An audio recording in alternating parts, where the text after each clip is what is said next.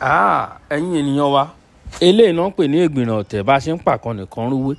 Ṣé ẹ rántí àwọn ọmọ tí wọ́n náà ti kó ní sáàdì Ìbàràpá ní Ọ̀yọ́ state? Orí ẹ̀ wọn ò tí ì ra àwọn ọmọ yẹn náà o, àwọn ọmọ tó ń kọ ẹ̀sáàmù lọ́wọ́. Ọ̀yọ́ state yìí náà ni bá a ṣe ń pàkan nìkan rúwé. Àwọn ọmọ tó ń kó ní Ògbómọ̀ṣọ́ till now àgbọ̀ anything o. Ìmíì ló ti wà ńlẹ̀ yìí o, ìmíì ló ti wà ńlẹ̀. Nínú igbó Ìbàràpá ẹ jẹ́ ká máa bẹ́tò yìí lọ. àwọn ọmọ ọlọ́mọ jẹ́jẹ́ àwọn ní eléyìí tó gbé mi wá gangan àti àwọn akẹ́kọ̀ọ́ tí wọ́n ń ṣèdánwò nẹ́kò lọ́wọ́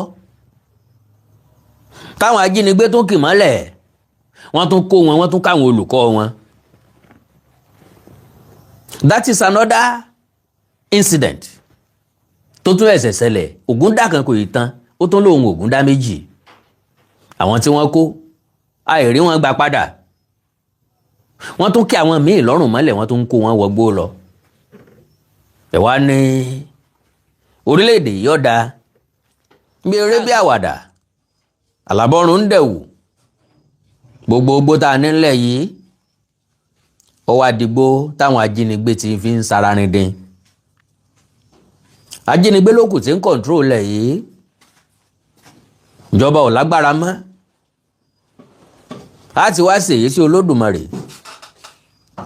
Bóò ní ká ti ṣe bóò ní ká ti rìn ọ̀nà àti jàjàbọ́dà. Àwọn akẹ́kọ̀ọ́ ahoro ìṣẹ́ẹ̀lẹ̀ àwọn eléyìí ó sì wà ń bẹ̀. Mo gbọ́rọ̀ lẹ́nu ọkùnrin kan tí ń bẹ nílé ìjọba tó ti ń bẹ nílé ìjọba tẹ́lẹ̀ tó ní wọ́n jí nẹ́fíù òun gbé ó lò 37 days lọ́dọ̀ àwọn ajínigbé. Eléyìí ń bẹ láàyè ọ̀tọ̀ àwọn Ògèdèngbé kí n má fi gbà kókò. Bàbá wa pásítọ̀ jọ rìdíìmù pásítọ̀ Enoch Adébóyè Adéjàre bàbá sọ̀rọ̀ lórí ọ̀rọ̀ insecurity làwọn èèyàn bá mú bàbá aládùn àgbámú lórí social media.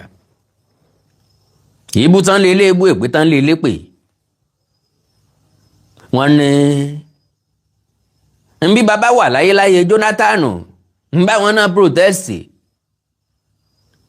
kí wá ló dé tí bàbá àjọ rìdíìmù ní a ò lè expect Bọ́lá Ahmed Tinubu kó gbé kakí wọ̀.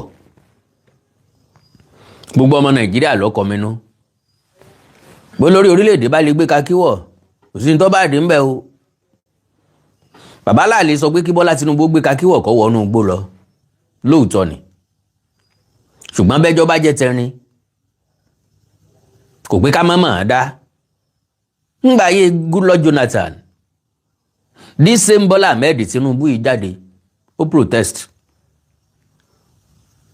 This same bàbá Adébóyè pẹ̀lú àwọn onígbàgbọ́ kan náà wọ́n jáde wọ́n protest. Kí ló dín lọ́wọ́ láti protest eléyìí? So ṣé ká sọ wípé ethnic bigot ni gbogbo wa including myself because tó bá dàsìkò kan nínú ìrìn àjò ayé wa àmọ́ pé tó ẹ̀yà mi làkọ́kọ́ o especially myself Yorùbá will always be the first on my mind. So and that one is natural. Kò sí ẹ̀yà kan tí yóò ronú fẹ́ yà mí. Let's all be sincere with ourselves.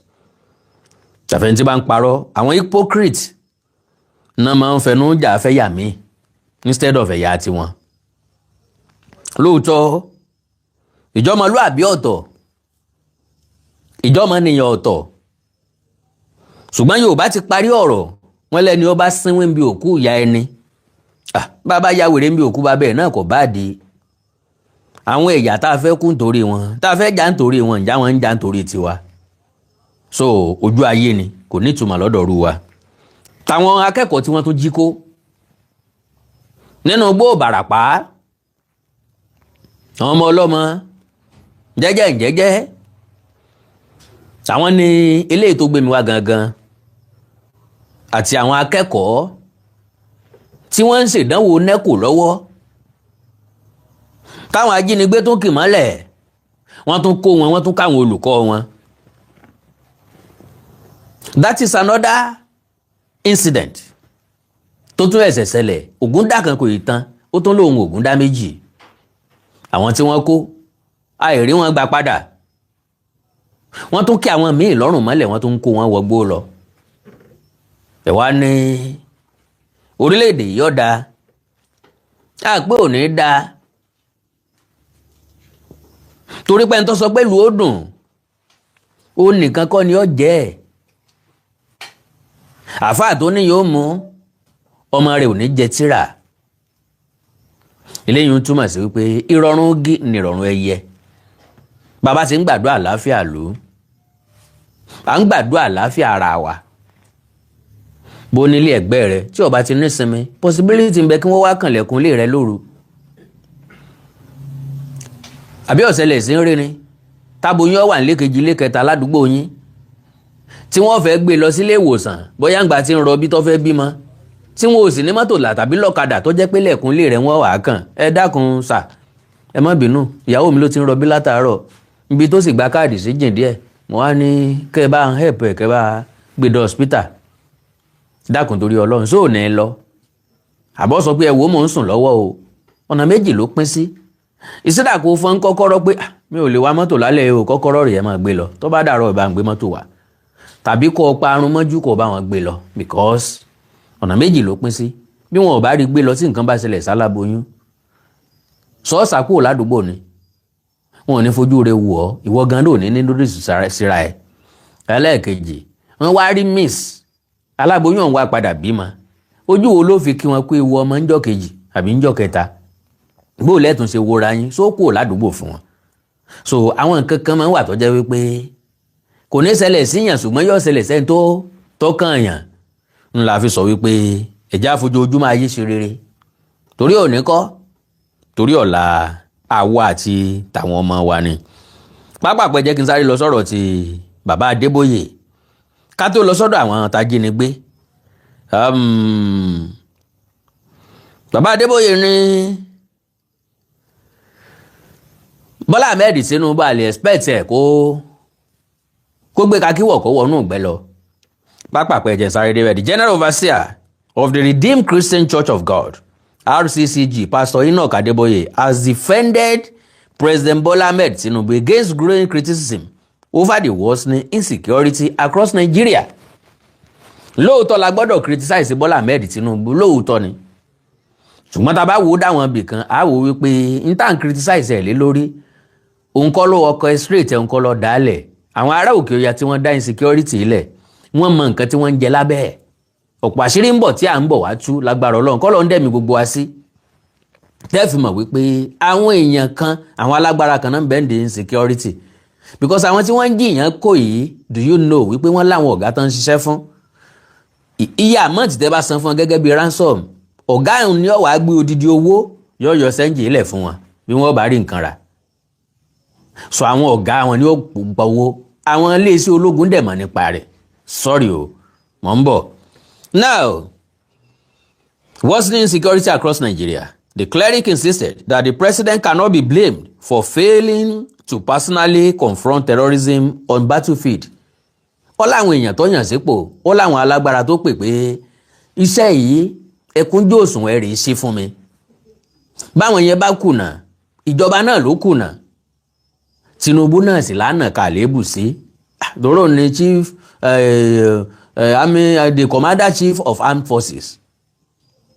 Olórí ogun náà ni ogun dojúkọ. Speaking at the US Nigeria Faith Heroes Award Gala organized by the Save Nigeria Group in Washington, D.C. on June 23, Adeboye argued that Tinubu had discharged his constitutional responsibility by issuing directives to the nation's security agencies, addressing concern over the escalating wave of terrorism, kidnappings, and violent attacks across the country. Adeboye said critics expecting the president to physically lead military operations were being unrealistic. He said, and I quote, "I need to make this one clear. I don't support those who are accusing the president of not doing enough. When commander-in-chief has given instructions to his subordinates, he has done his bit. You don't expect him to go and put on khaki and fight, Adeboye said. When my friend Trump gives instruction to go and bomb anywhere, he doesn't leave the White House. He has done his bit. I hereby command bomb Iran, and then he goes to his bedroom and sleeps. The rest is left to the supporters. Despite this defending Tinubu, the cleric admitted that Nigeria's security crisis had deteriorated significantly, revealing that terrorist activities had spread from northern Nigeria into the southern part of the country, including areas close to him. He said, and I quote, "Things has gone far." Bí bàbá ṣe sọ̀rọ̀, things has gone far worse than before the bomb came. He said, referring to the United States bombing of Islamic terrorists last December. He said, and I quote, far worse, so bad that they are asking, where is your God? That is how bad it is. The terrorism, kidnapping, and so on that were in North are now even at my doorstep. They have come all the way down to the South. And of course, the sponsors, they are unknown and they are still moving about freely. So I told him to tell all the military people, you have 90 days, wipe out this rubbish or resign, and then take care of supporters, the sponsors. Tinubu ló ń sọ báwọn. Okay, you know them, he said, referring to an earlier public appeal directed at the presidency. Some of them are businessmen, some of them are politicians. Go after them, because if you do not deal with those who are supplying these people with arms and ammunition, and most of the time, when they go about on motorcycles. If we don't go after the sponsors, the people will continue.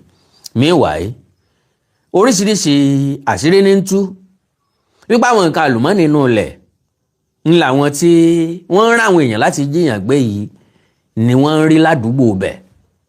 Ṣùgbọ́n distraction ni wọ́n fi àwọn tán bá jí kó yìí ni wọ́n fi ṣe. All right, pápápá ẹjá kọ́kọ́ wọ ti ìpínlẹ̀ Borno ká tó wá sí ìpínlẹ̀ Ọ̀yọ́ padà. àìmẹ́ ti Ìbàràpá eléyàn God bless you sir. eléyàn ni a gbọ́rọ̀ lẹ́nu àwọn ajínigbé ọ̀hún gangan. Bó ni ṣe kú, bó lọ́bẹ̀ ṣe bẹ́ẹ̀, bó ni wọ́n ṣe rìn kí wọ́n rò débẹ̀ pé wọ́n ń bá káàkiri. Ṣé Yorùbá ní bẹ́ẹ̀ ni àbẹ́ Fúlàní? Lóòótọ́ làwọn kan sọ fún wa wípé àwọn Fúlàní ti ń terrorize wa. Wọ́n láwọn Fúlàní ilẹ̀ mẹ́ẹ̀ẹ́nẹ́. Ṣùgbọ́n àwọn Fúlàní Nàìjíríà náà ò jọ̀wọ́ iṣẹ́ ibi yìí, wọ́n ń ṣe dáadáa. Ẹ gbọ́rọ̀ lẹ́nu wọn.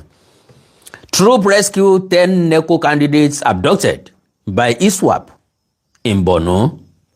Troops of Operation Adinkai have rescued 10 of the 11 National Examination Council NECO candidates and teachers abducted by suspected ISWAP terrorists during an attack on Lassa community in Asikra, UBA local government area of Borno State. The acting military information officer, Captain Mohammed Goni, disclosed this in a statement on Monday, saying the attack occurred at about 9 a.m. while students of the technical secondary school were writing their NECO examinations. According to the statement, the theater command immediately launched a coordinated search and rescue operation by deploying group troops, strike aircraft and intelligence, surveillance and reconnaissance platforms from the air component of Operation Adinkai. The troops tracked the fleeing terrorists to the Dagu area, where they engaged them in the first gun battle. They said, and I quote, "The troops, guided by area surveillance, successfully rescued 10 abducted victims unarmed. The rescue candidates and teachers are currently receiving appropriate care and support. The military said effort tí wọ́n lò ń bẹ̀ hàn tí wọ́n discharge àwọn tó lọ ẹkọ̀ òfurufú gangan tí wọ́n dẹ̀ lé wọn bá kí ló dé tá lò nínú igbó Old Ọ̀yọ́ National Park. Àwọn akẹ́kọ̀ọ́ wa tán kó ń bẹ̀ láti bí ọjọ́ bíi mélòó kan sẹ́yìn títí ń lọ oṣù méjì báyìí kí ló dé tá rescue àwọn náà, because tó bá ti ń di July 15 ni yóò pé oṣù méjì gẹ́rẹ́gẹ́ táwọn ọmọ yìí ti kó nù lé wọn.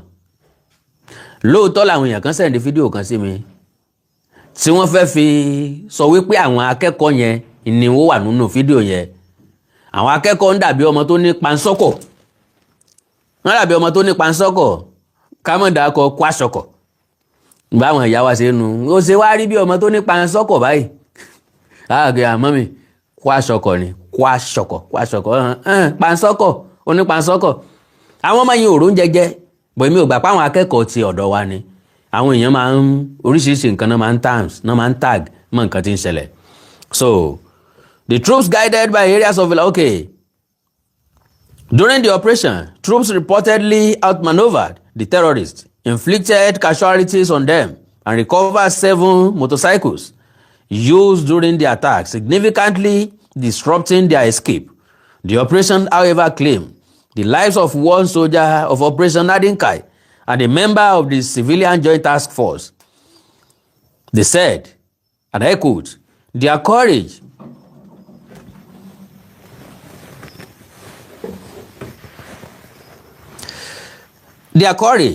selflessness, and unwavering commitments exemplify the collective resolve of security forces and local volunteers who continue to risk their lives daily to protect innocent citizens and restore peace across the Northeast, the statement added. Kí wọ́n lọ wá bí jókòó ní tí wọ́n yàn láàyò páwọn ó ṣe ni wọ́n ń ṣe o, eléyìí ìṣe fọ́ọ̀tì wa o. Their courage, wọ́n mọ̀ pé ṣe sọ́jà làwọn fẹ́ ṣe, ẹni tí ò bá ní courage ò kí ń gba kákí. So yẹn ò kì í ṣe excuse kan ṣiṣẹ́ tán fẹ́ ṣe kan gẹ́dẹ̀ kíní kan out ẹ lọ wá bí jókòó jàre. So now ẹ já padà sí ọ̀dọ̀ wa níjọba nípínlẹ̀ Ọ̀yọ́ nínú igbó Ìbàràpá níbi tí wọ́n tún ti jí àwọn akẹ́kọ̀ọ́ gbé. Bẹ́ẹ̀ bá rí thumbnail mi picture wọn lè rí ń bẹ̀. Okay, picture àwọn tí wọ́n jí kó lọ yẹn lè rí hùn. Alright, now ká tó gbọ́rọ̀ lẹ́nu wọn ẹ gbọ́ ohun tó ṣẹlẹ̀ bó ti ṣẹlẹ̀ gan. 4 suspected kidnappers arrested in connection with the abduction of 2 children in Ibarapa in Oyo State. 4 suspected kidnappers arrested. Oyo kidnap suspect trade blames after arrest over abduction of 2 children. Police said the 4 suspects are assisting investigators with information aimed at tracking other members of the criminal network. Now, 4 suspected kidnappers arrested in connection with the abduction of 2 children in Ibarapa in Oyo State. On 27 June, have offered inflicting accounts of their involvement in the crime, each attempting to shift responsibility to the others following their arrest by security operatives. Because wọ́n bá bèrè lọ wọ́n bá sọ pé eléyìí ló ní akálọ o, eléyìí ó sọ pé ẹ má parọ́ mọ́ mi èmi kọ́ o, ọ̀tọ̀ lẹni tó ní akálọ èmi náà tẹ̀lé wọn ni o, àtẹni tó ní akálọ àtẹni tó tẹ̀lé wọn gbogbo yín lẹ́jọ́ jẹ̀bi ẹ̀sùn. Now àwọn eléyìí nìsín sáfọwọ́ ra wọn lórí á fi wọ́n lẹ̀ ni torí pé wọ́n ti ní èṣù ló ti àwọn wọ́n lé èdè ni. Ọ̀dà o àjọ wò bóyá èdè náà ni o. The suspect Sunday Ìdòwú eléyàn ẹ ti rí pé kìí ṣe Fúlàní. The suspects Sunday Ìdòwú 30, Mohammed Shina 29, Abdullahi Ahmed 28 and Umaru Usman 25 were arrested during the joint operation involving the Oyo State Police Command, Amatekun Corps, local vigilantes and hunters after 2 children were abducted from Ebimpejo village in Lanlate, Ibarapa East local government area during invasion into the community. Now, ńgbà tá a bá ń sọ̀rọ̀ wípé iléeṣẹ́ ọlọ́pàá nìkan ò lè dáṣẹ́ yìí ṣe. Wọ́n nídìí àwọn ọdẹ ìbílẹ̀, wọ́n nídìí vigilante. Yorùbá ò gba advice mi torí pé mi ò lẹ́nu ń bẹ̀, torí pé mi ò mọ̀yàn, torí pé mi ò sí ń jọba. Àbá ti ní problem. Gbogbo àwọn tó pera wọn l'OPC kíní kan thousands of OPC nkankan, why not join ọdẹ ìbílẹ̀? Why not join vigilante? If truly you want to work. Tí kì bá ṣe pé à ń ṣe fún personal gain. Yes, successfully anybody ó join ọdẹ ìbílẹ̀. Everybody ti mọ̀ wọ́n, government ti mọ̀ wọ́n, náà fi ń ṣiṣẹ́ papọ̀ pẹ̀lú wọn. Ẹni tó bá join vigilante successfully ni wọ́n help wa láti rescue àwọn ọmọ yìí. Láńjọ iṣẹ́ pọ̀ pẹ̀lú àwọn task force, pẹ̀lú àwọn ọlọ́pàá. Wọ́n wà recognized by law. OPC ò dúró gẹ́gẹ́ bí security agency. Mọ̀ṣíra rẹ̀ gbọ́. OPC wọn ò dúró, wọn ò wà recognized gẹ́gẹ́ bí security agent. Because they have not or never discharged any duty in that lane as far as I'm concerned. Gbogbo nǹkan bá ṣe through directive of their leader ni. So wọn ò kì í ṣe security agent. Débi tá a lè pè wọ́n tí nǹkan bá ṣẹlẹ̀. Mr. Tunde Okoli, mi ní wáyìntì, God bless you sir. Ẹ ṣé ẹ kú ojoojúmọ́, mi ní wáyìntì, lágbára Ọlọ́run mi ní jọra mi lójú. So kí ni tí mò ń try láti sọ? Òun ni wípé ọ̀pọ̀lọpọ̀ nǹkan tá à ń ṣe nílẹ̀ káàárọ̀ òjíire, olè àtojú kòkòrò ń lọ fẹ́ ràn wá sọ́run àpàpàǹdodo. Èmi mo fẹ́ gboríyìn, ìwọ lọ fẹ́ gboríyìn, kò yẹ kí wọ́n yìn ọ́, ọba mi ń bẹ̀ ni, èmi mo kọ́kọ́ dé, n ti ń yọ ilé ayé wa lẹ́nu nu. Tá a fi ń gbègbè ayé ẹrú. Unfortunately, tá a fi ń play second fiddle to other regions. Tá a fi sọ̀rọ̀ àwa di laughing stock láàrin àwọn ẹ̀yà tó kù. Wọ́n á ní tẹ́ bá ń wá dumping site, ẹ máa lọ sílẹ̀ Yorùbá. Ẹ lọ dump àwọn Fúlàní, àwọn Haúsá tí òrò ń jẹjẹ, tí ò ríṣẹ́ ṣe, ẹ dump wọn bẹ́ẹ̀, kálukú fine way ń bẹ́ẹ̀. Tọ́ra ti wà too much accommodating. Láti wà too accommodating. Kò sẹ́ńtà lè gbà lé wa bá a bá ti rówó. Owó ọ̀nà kò sí nǹkan tá a fi ṣe o. At the end of the day, kẹ́ mo fẹnu já. Láàrin ọ̀sẹ̀ kan ẹ̀nà tán. Kẹ́ẹ̀kan wá examine ẹni tẹ́ fẹ́ gbowó lọ́wọ́ ẹ̀. Ẹ béèrè iṣẹ́ tí ń ṣe, ó dọ̀ràn sí wa lọ́rùn. A ní lè ṣe. Ńgbà bá kó wọn wọlé tán bá bẹ̀rẹ̀ sí ní terrorize wa. A ní mọ bí tán, àmọ́ gbà tán jáde, àmọ́ gbà tán wọlé. Because àwa gangan ò bá wọn gbé. Asáàkànmọ́ pa gbàyàn sílé, wọ́n sì ń sanwó fún wa náà ni. Problem wa nìyẹn. Bọ́ bá jẹ́ pé lóòótọ́ ńlá fẹ́ kílẹ̀ Yorùbá wà lálàáfíà, mo ti sọ láti bí ọdún 6, 7, 8 sẹ́yìn pé Àmọ̀tẹ́kùn pẹ̀lú yúnífọ́ọ̀mù ọ̀dà o, ṣùgbọ́n rú Àmọ̀tẹ́kùn táwọn expect kọ́ lélẹ́yìí tá a rí. The best way for us òun ni pé vigilante ti wà establish. Ẹjá máa darapọ̀ mọ́ vigilante. Gbogbo àwọn tá a bá lá ní interest sí security outfit, let's join the vigilante tó lè iṣẹ́ pọ̀ pẹ̀lú ọlọ́pàá, tọ́lọ́pàá lè mú dání. OPC ṣẹ̀ṣẹ̀ ń dà proofa gọ́ọ̀mẹ̀ntì kan àbá proofa ọ̀gá wọn, kò make sense tó. Because àwọn ló ń pariwo jù lórí social media nísìnyí. Ariwo tí wọ́n dẹ̀ ń pa sí wa létí ni pé àwọn ní millions followers. Million followers tí ò ṣiṣẹ́, we don't know their impact. So now pàápàá Ọ̀yọ́ people, police said the first suspect Mbo. Okay.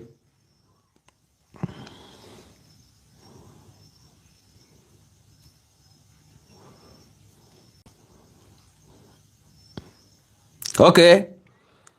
Àmọ̀tẹ́kùn call local vigilante and hunters after 2 children were adopted from Ibinpejo village in Lanlate, Ibarapa East local government area during invasion into the community. The Oyo State Police Command said armed hoodlums invaded the community on Friday, ransacked houses, assaulted residents, and abducted the children before fleeing into the forest. Wọ́n jà wọ́n lólè nínú ilé, wọ́n jà wọ́n lólè ara báwọn o. Ọmọ kéékèèké làwọn ọmọ tí wọ́n mú yìí o, tí wọ́n ń terrorize odidi ìlú o, tí wọ́n ń wọlé táàdẹ̀ rí wọn lé mú, táàdẹ̀ rí wọn gbá mú. Gbogbo eléyìí ń fún alápẹ̀rẹ̀ pé ogun àtẹ̀yìnjà lè jà wá at any time if care is not taken. Ogun because àwa ní múra sílẹ̀ rárá ńlẹ̀ Yorùbá. Ojú méjèèjì la fi ń sùn, gbogbo ẹnu la fi ń sùn, ká sùn ká hanrun, ká sùn ká watọ́ bá a ṣe ń sùn nìyẹn. Àwa prepared at all. Anything ló lè wọlé sí wa lára. Ńgbà tán bá wọlé sí wa tán bá cause damages tán lọ tán láìsẹ̀ máa sáré káàkiri á máa gbọ̀n jìnnìjìnnì káàkiri. Njọ́ àjò la máa ń rè kan náà lè káàrọ̀ òjìrè. Àwọn mẹ́rin yẹ wo didi community wọ́n terrorize wọn, wọ́n jiyàn gbé, wọ́n sì sá lọ. Bẹ́ẹ̀ náà just like that. Àwọn géńdé bí ó sì wórí TikTok wọ́n máa sọ nonsense fún wa. All right, they all say police okay into the forest. In a police statement signed by its PRO Anyalade Olayinka, the Commissioner of Police Abimbola Olugbenga immediately ordered the coordinated rescue operation involving multiple security agencies. Igi kan kì í dágbó ṣe. Ìbàdí kò lè jòkó lẹ́ni. So, security operatives tracked the suspects to a hideout in forest where a gun battle ensued after the kidnappers allegedly opened fire on the advancing security team. Òrejò ń sá ejò ń sá kálukú ló gbọ́dọ̀ wà ní múra sílẹ̀. Àwọn tí ń wá èèyàn mọ́bi tó ń tọ̀ ń wà specifically. Àwọn ajínigbé tí wọ́n dì ń gbúrò ẹsẹ̀ tán mọ̀ pé àwọn èèyàn wà wọ́n bọ̀ wọ́n wà ní múra sílẹ̀. Àwọn lọ́kọ́kọ́ máa attack yín. Ń tó ṣẹlẹ̀ sáwọn olóyè Sunday Adéyẹmọ Ìgbòho àti irú ẹkùn náà. Lẹ́yìn tí yẹn bá ti wá wáyé tí first attack ti wáyé ọ̀nà láti pursue wọn ló tún kù. Wọ́n sá máa yìn wọ́n máa sá lọ náà ni. Tán bá dẹ̀ dúró sójú kan bí ìgbà tí èèyàn ń jagun náà ni fire for fire ni ó jẹ́. So allegedly open fire. Gun battle ensued after the kidnappers allegedly opened fire on the advancing security team. Now, separate interview conducted by 9 channels and Arise News after the suspect arrest showed the suspects deny key allegations and accuse one another of masterminding the operation. Ẹni tó mastermind ẹ̀ ò mátà. Gbogbo ọ̀nà sálọ́jọ́ lọ sóko olè. Gbogbo ọ̀nà ní ìdájọ́ tọ́ sí. Gbogbo ọ̀nà ní ìjìyà tọ́ sí. Àti ráwọn eléyìí ohun ẹ̀ má jẹ́ kí wọ́n bọ́. N táwa lè sọ fún iléeṣẹ́ ọlọ́pàá nù. Kì í ṣe pé bọ́yẹ́ nìkan dé lọ́la ó wá gbà wọ́n kalẹ̀ àbá gbé wọn lọ ilé ẹjọ́ àwa gba béèlì wọn. Bí ìgbà tá a fẹ̀mí àwọn ìlú tó tán ti lọ jíyàn gbé a fi sínú ewu nu a tún sọ pé kán tún padà lọ bẹ̀ anytime tàbí kán lọ sílùú mi. Bọ́ wá ṣe bà wọ́n o bá a ṣe mú wọn o ẹ jẹ́ gbé wọn lọ ilé ẹjọ́ ẹ jẹ́ kán lọ tì wọ́n mọ́ abolongo tàbí lágodi kí wọ́n máa fi sùúrù jẹ̀ wá wọn bẹ̀. Ẹ̀sìn investigation yín dáadáa àwọn ikọ̀ mélòó wọn ní àwọn mélòó ló tún kù inú gbogbo wọn pinra wọn sí ọ̀nà tá a fi lè pinwọ́ gbogbo wàhálà yìí nìyí. Mr. Shina, who police said traveled from Ilorin to participate in the abduction. Now láti jíyàn gbé ní Bàràpá èèyàn wá láti ìlú Ìlọrin láti wá join wọn. Ó ṣẹ̀ṣẹ̀ wá ń sọ pé nìkan ló mastermind ẹ̀ nìkan ò mastermind ẹ̀. Iṣẹ́ tó wá ṣe láti àyà Ìlọrin ṣé wọ́n ọ̀mọ́ ni. So, participate in the abduction, claimed he was repeatedly pressured to join the operation despite initially refusing. That is nonsense. Ọmọ kékeré kọ́ lẹ̀ ń bá wí, dèdèrè bíi tí kọ́ lẹ̀ ń bá wí. Ó wá láti ìlú Ìlọrin, ẹnìkan kò gbébọn sí ọ létí pé kó ká lọ sóko olè. Ìlọrin ló wà tí wọ́n ti ń pè ọ́. Ó wá ní dandan torí pé pressure pọ̀ ló jẹ́ kó wá bá wọn. No, pressure kọ́ torí interest àtòwú tó fẹ́ pín bẹ̀. Ló jẹ́ kó wá join wọn. According to him, a fellow suspect had approached him several times over a period of more than a month to participate in a kidnapping mission. Àwọn yẹn ti jingiri ń bẹ̀. Wọ́n ti ń ṣe tẹ́lẹ̀tẹ́lẹ̀. Ìwọ náà ò lè sọ pé ò ṣe rí. Torí béèyàn bá rìnrìn àwàsá, wọn ìfẹ́ kúrọ́ lọ. Yorùbá ní in tí ò ṣe ni rí a kì í bó tún dé sí ni. Bọ́ ò bá ṣe rí wọn ò ní fi lọ. Èyàn ó sì wá bá mi nísìnyí pé Mr. Awikonko afẹ́rẹ́ ìjiyàn gbé lọ́la o afẹ́kẹ́yìn náà darapọ̀ mọ́ wa ó ń pè é sẹ́ẹ̀ sórí ibú. Ta lè fẹ́ rí ìjígbé kí ni ti ń gbẹ̀lẹ́ fẹ́ lọ jíyàn gbé? Tàbí kí n dọ́gbọ́n béèrè pé bó la ti fẹ́ lọ jíyàn gbé kí n sì lọ bá àwọn ọlọ́pàá tó àfẹ́ lọ jíyàn gbé lọ́la o báyìí ni o báyìí kàṣà báyìí káwọn òdìbí tẹ́ ti dúró dè wà lélẹ́yìí o gbogbo asá ni arrest gbogbo apátápátá ni ẹ kó so kẹ́ ẹ bá wa ṣẹjọ́ kẹ́ ẹ mọ bẹ́ẹ̀ ṣe yọ èmi tí mo wá ṣe alamí èmi ìsara wọn o wọ́n ṣèèṣì mú mi mọ́ra wọn ni o wọ́n mọ̀ pé mi náà ni wọ́n padà tú àṣírí wọn. ìmọ̀ mo jẹ́rìí àwọn ọlọ́pàá lẹ̀ wọ́n ó tún rò nǹkan mọ́lúwa rẹ̀ lásán ni wọ́n á ní bọ́ọ̀bá mọ̀ ń parẹ́ wọn ò lè fi lọ. ọlọ́pàá Nàìjíríà ṣá ẹ́skíìsì mi mo wá sọ fún wọn nígbà yẹn ń kọ́ bóyá o ti mọ̀ pé a máa mú iná ni ń lọ jẹ́ kó o tètè sáré wá sọ jẹ́wọ́ ọ̀jẹ́ sòótọ́ tó o bá yètè sòótọ́ ní ìsámọ́ ọmọ bá a ṣe fẹ́ kọ́fà ẹ ọlọ́pàá ọmọ ọmọ ṣe rò nǹkan mọ́ yàn lásọ. So now he said, and I quote, "It has been more than 1 month since he approached me to join the operation. I told him I was afraid." Mr. Ademola Oguntade, God bless you, sir. Moristic atera fún mi ní wáyé tí o ẹni náà kan tó kẹ́ torí kan. I told him I was afraid and that neither I nor my family had ever been involved in such things. I am only an Okada rider and I survive on what I earn daily.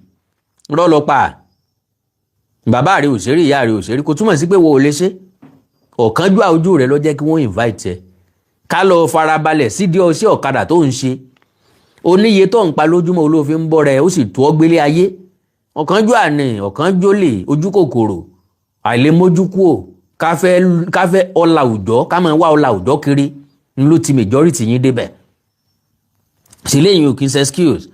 So Mr. Shina claimed he ignored several calls from the suspect, but he later came to look for him again and told him it was time for the operation.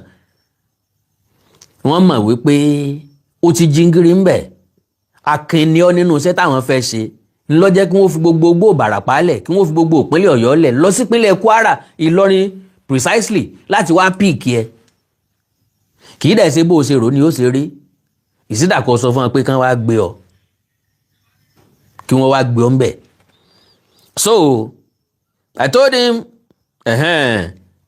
ignore several okay to look for him again and told him it was time for the operation. He said, and I quote, "I told him I have no money and I was afraid, but he insisted we had to go."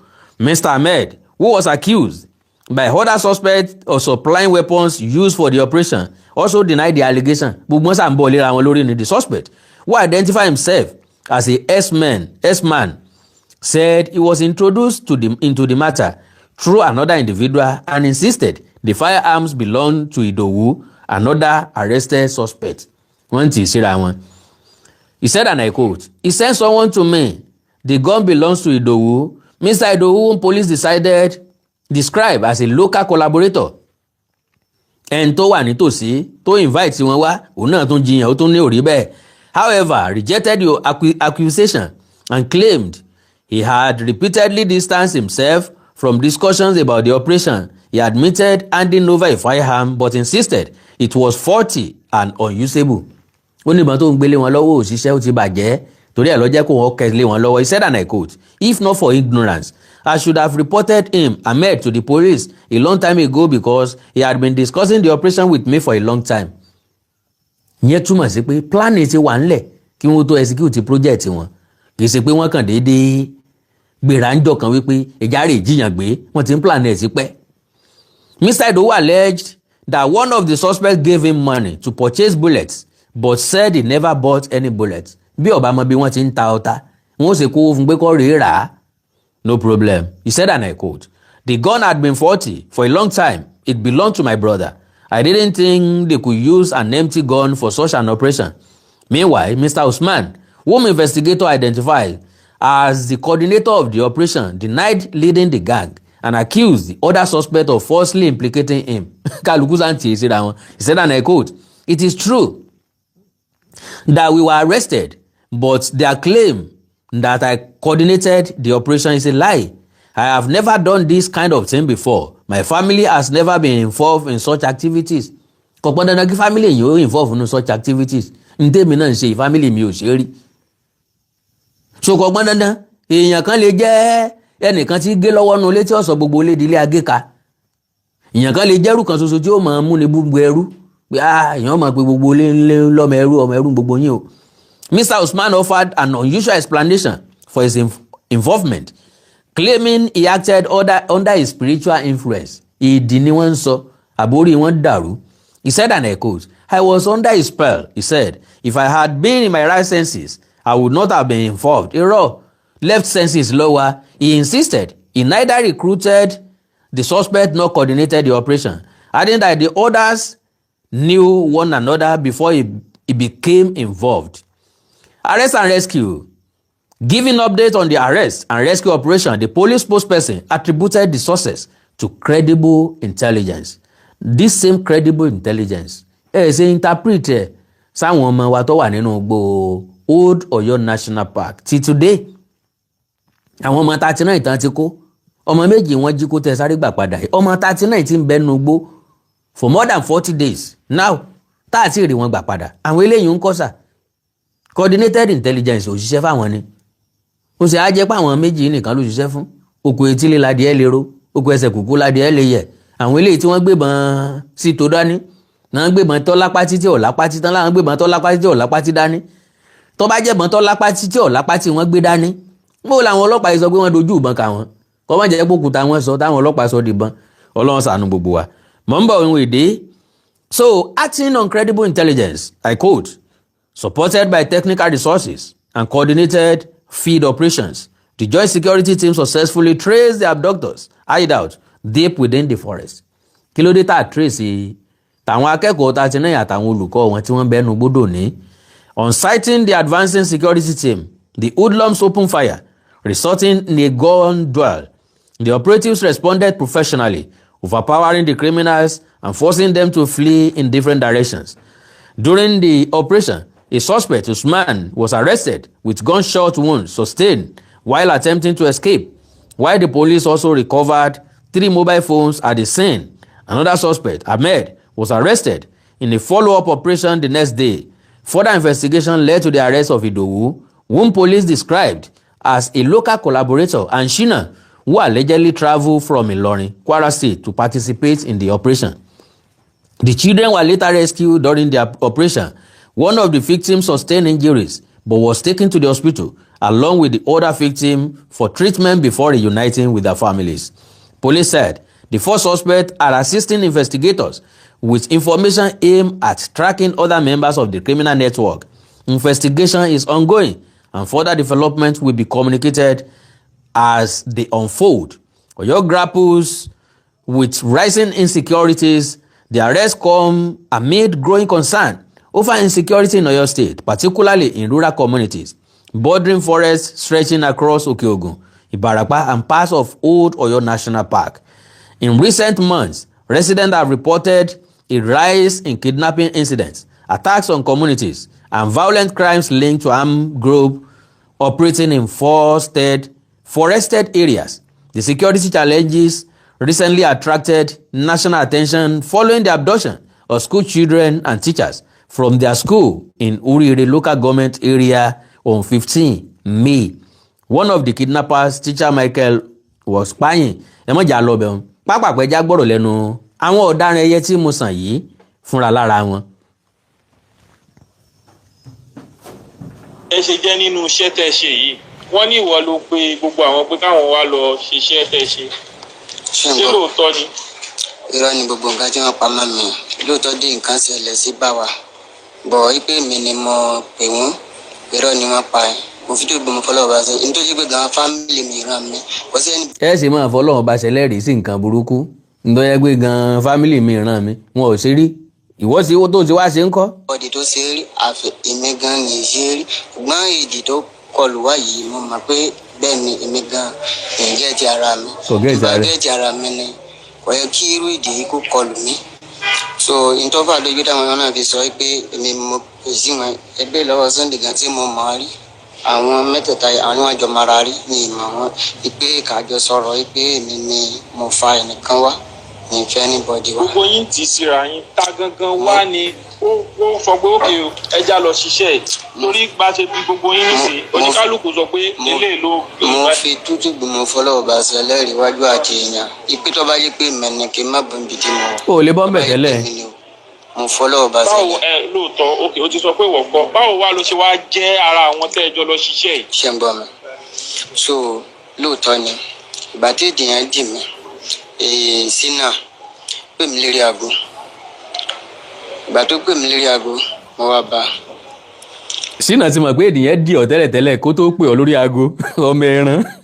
nítorí ní fi ń dínà pé èmi ni mo wá pè lórí fóònù ó sì ń parọ́ ni èmi tó ń dínà pé èmi mo sí irọ́ ló pa so èmi àti Ṣínà àwa la jọ wá bá àbí tí ń jẹ́ kínní Abdullahi so wọ́n ṣàjọ sọ̀rọ̀ èmi ò mọ̀ nǹkan kan pa yìí nítorí èmi ṣáà sọ fún wọn pé nǹkan yìí ìgbà tí èdè ṣáà wá kọlù mí kí n kí àwọn máa tí mo ṣe mọ́ bí èdè yẹn sì kọlù mí kò mọ tó ṣe kò gé ìjọba.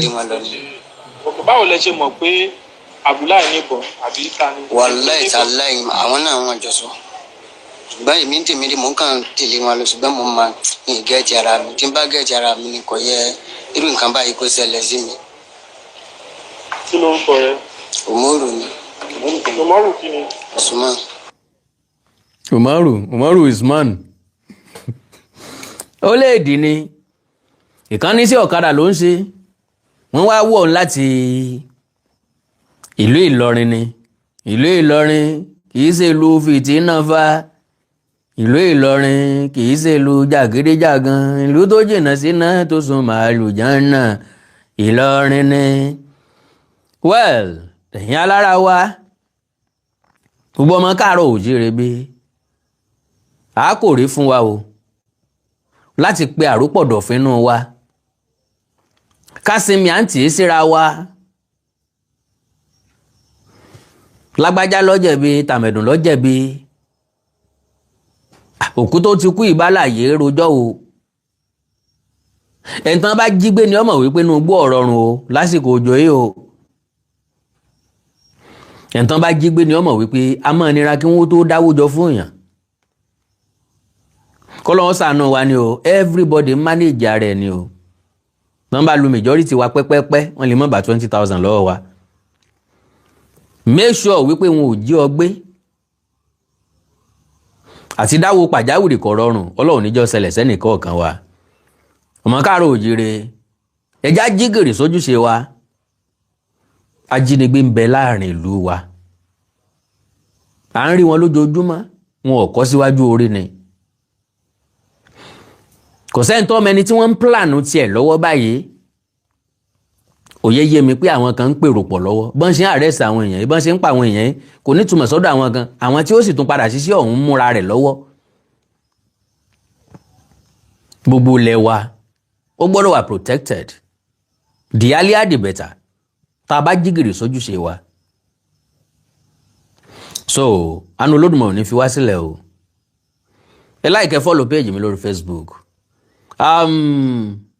kí n má gbàgbé a ti bẹ̀rẹ̀ ìkẹ́kọ̀ọ́ èdè Yorùbá wa tá a ti ń sọ láti gbà yìí a ti parí oṣù kan báyìí oṣù mi ó bẹ̀rẹ̀ ní first Saturday of July pẹ̀lú ògo Ọlọ́run èyí náà fẹ́ darapọ̀ mọ́ wa ẹ lóore ọ̀fẹ́ àti ṣe bẹ́ẹ̀ láti darapọ̀ mọ́ wa ní July section Amẹ́ríkà lẹ́wà ní Canada lẹ́wà ní London lẹ́wà ní European countries lẹ́wà ní ẹ já sọ̀rọ̀ lórí WhatsApp ẹ fẹ́ káwọn ọmọ yín darapọ̀ mọ́ wa láti máa sọ máa kà èdè káàárọ̀ oòjíire kí wọ́n má bàa gbàgbé ilé kí wọ́n lè mọ èdè abínibí wọn ìlú ọba lè bí wọn sí lóòótọ́ ṣùgbọ́n èdè wọn ó ṣe pàtàkì pọ̀ ẹ já sọ̀rọ̀ lórí WhatsApp +234 915 147 9599 àti +234 904 851 9362 +234 904 851 9362.